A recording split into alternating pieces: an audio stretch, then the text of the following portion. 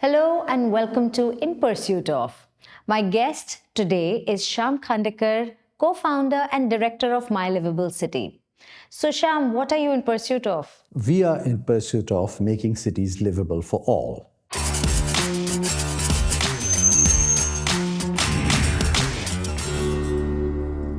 That sounds like a very, very big and abstract thing to me. So what do you mean by that? So the idea of creating My Livable City has been that we thought that we would inform people, citizens generally, but also the politicians and everybody else who is wanting to listen, about making cities more livable. And how do you go about doing that? I mean, this pursuit of informing people is actually one of the hardest things, I think. We started with something very simple. There are so many great examples which I'd like to share with people. And that we started with a magazine, but then it grew into not only a magazine, we now publish books, we hold conferences, we hold small, short educational programs. So people from different parts of the world, particularly emerging countries of the emerging economies, they come there, and many from India. And we show them examples about how to make cities more livable for all. So when we talk about making cities livable for all, we are talking about obviously issues such as housing and other amenities which people need. We do not concentrate on the high end of the market. That's not what we're interested in. We're interested in making cities more livable for the people at the lower part of the pyramid, middle and lower part. So then we're talking about housing, we're talking about education, but we're talking about public spaces. So why public spaces in particular? So when you talk about public spaces, we are not only talking about parks, we're talking about streets. 25 to 40% of the area of a city is made up of streets. So these are the largest public spaces. Unfortunately, in India, if you look at it, most of them have become basically gutters for vehicular traffic. So people have lost on public spaces. Earlier, streets used to be places where people could meet. And particularly people from the lower end of the market who have smaller housing units, they need the public spaces more. Somebody who's rich has a big garden, or she goes to the club. That's true. These spaces are getting privatized without formally them being private spaces. So, but isn't it the government which is privatizing them? People are buying cars. I mean, I can tell you from where I live that every household has more than 2 cars, whereas there's no space to park them. So this is very much dictated by the government policies.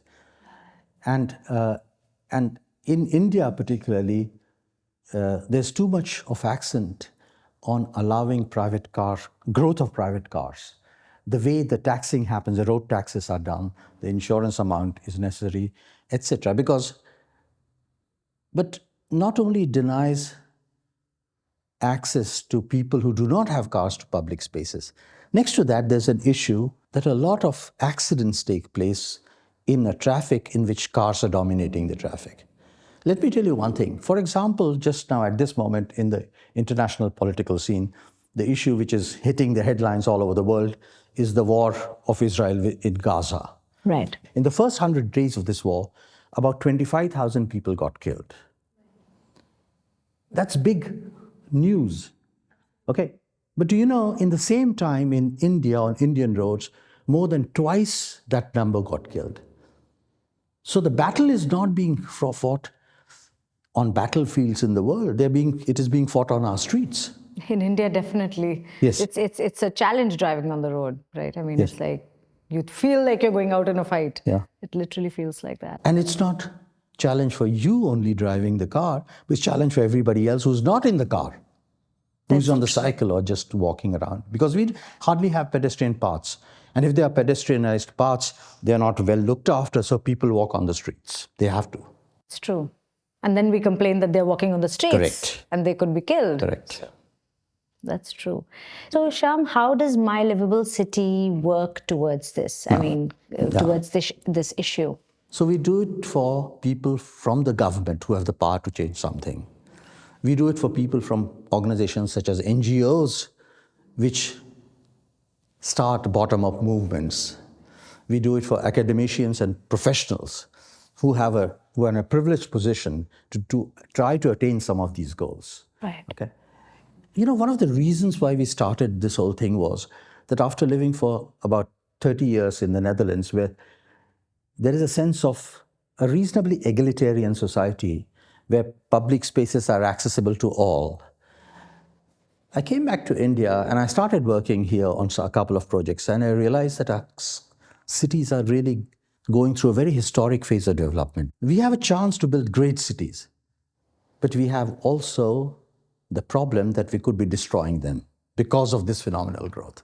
And that's what sort of brought me back to this country to do something about it and also help establish this organization. So when you say that do something about it, give me an example. Like it's so complex now because of the way cities have mushroomed. So if the problem is very big, I think the only way is to start, we thought, was by first of all starting to create awareness among all layers of society.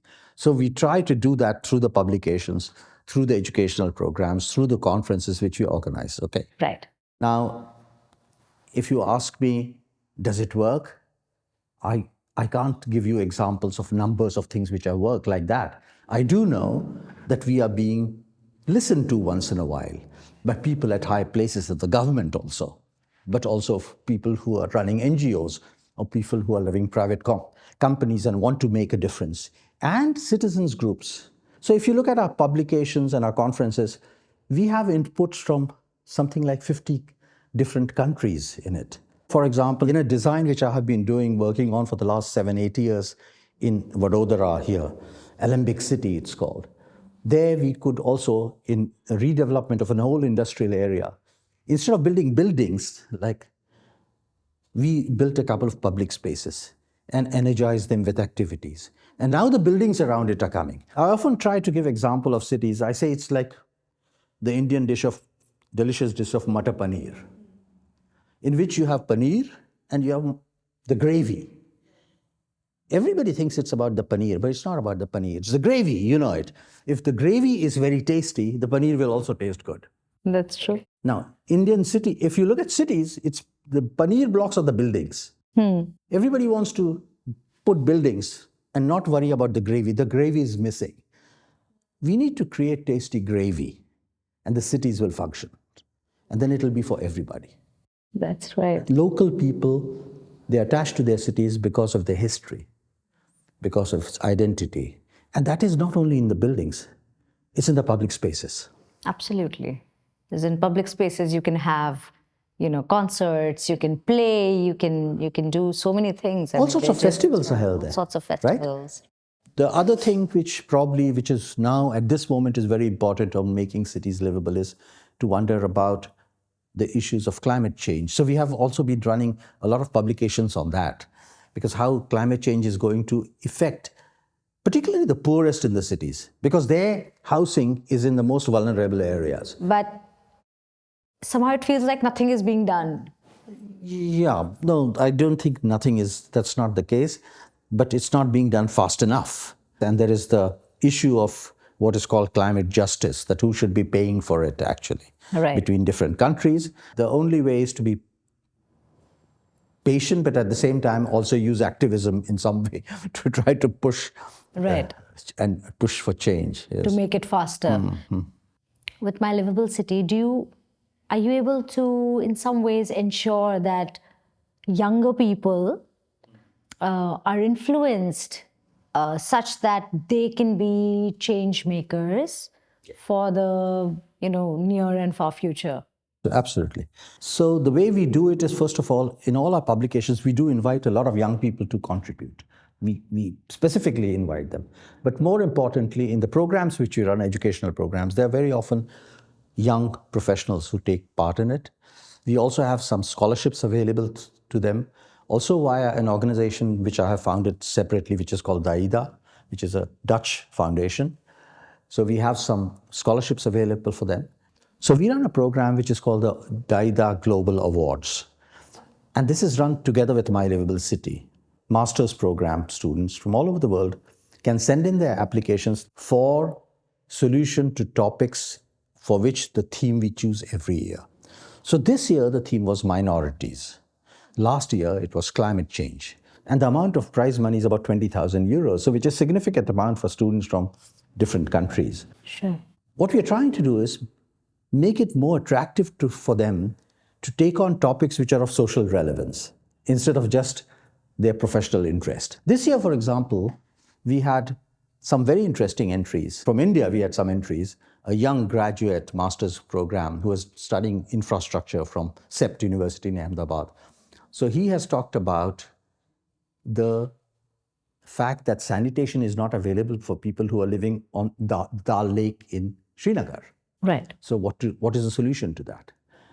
There's a young girl from another university who's talked about the issue of the minority of widows who are brought to Varanasi in thousands, So about their lives, and can you design the city in such a way that their lives become slightly better? Right. So every year we have this, and we have wonderful entries from all sorts of countries. Egypt, India, Thailand, Bangladesh this time. That's how we involve the young people, yes. That's really cool, actually. We also have something called a follow-up award. So we make extra finance available for them to do something. Right. The problem is, the larger the issue, the more difficult it is to follow up. So you're addressing a larger issue, you bring it to discussion, but actually getting it done, that will take years and decades. But you're starting a process. Of course. We just have to be happy that young people are interested in these topics, because that's itself gives a prospect which is worth cherishing. Right. Because I think it opens up their mind to something which maybe, I think sometimes they just need a little bit of encouragement to start thinking in that direction. So nice that there's this award and it's encouraging people to do something. And I completely agree with you that there's a first step. But then what after that? And maybe is 15 years later too late? We don't know. It makes me worked up. I think probably it has something to do with my professional background. I've studied architecture, but I've studied also planning and urban design. And some of the projects I work on take decades. There's a project in Netherlands I've been working on for 35 years. How? So 1988, I made the first sketches, and things are still going on. Right. But it's going in the right direction. Right. And that is the more important thing, I think. But I know the issue which we are trying to solve, it'll never get solved. The only thing what it is you can keep on improving and trying to go towards that goal. I mean, one of the big things which is happening in Indian cities is particularly, it's because of the fact that the burgeoning middle class, which is becoming richer and has more income to give out and more cars to buy. And as we grow, we create more problems. Yes. Right? So these things will remain, and I think we have to continue tackling them, not have a sense of despair about it, I presume. So we are now we're in the process of holding a conference as My Livable City this year, process of negotiating the whole thing. It's on what is called the slow city. So we say, it's not about the fast city, fast connection, but basically a good city is a slow city. So people have time for each other, people have time to enjoy culture, people have time for slow food. Right. Okay? So it's not the fast food, but you can sort of walk down the street and elderly people and young people and kids and everybody can just take advantage of it and just sit there and enjoy the heritage which we are again destroying because of the fast city. The one thing that's come out, very obviously in the last few interviews I've done is that everybody is like that. Why is everybody in such a rush? Because change takes time and development takes time. Yes.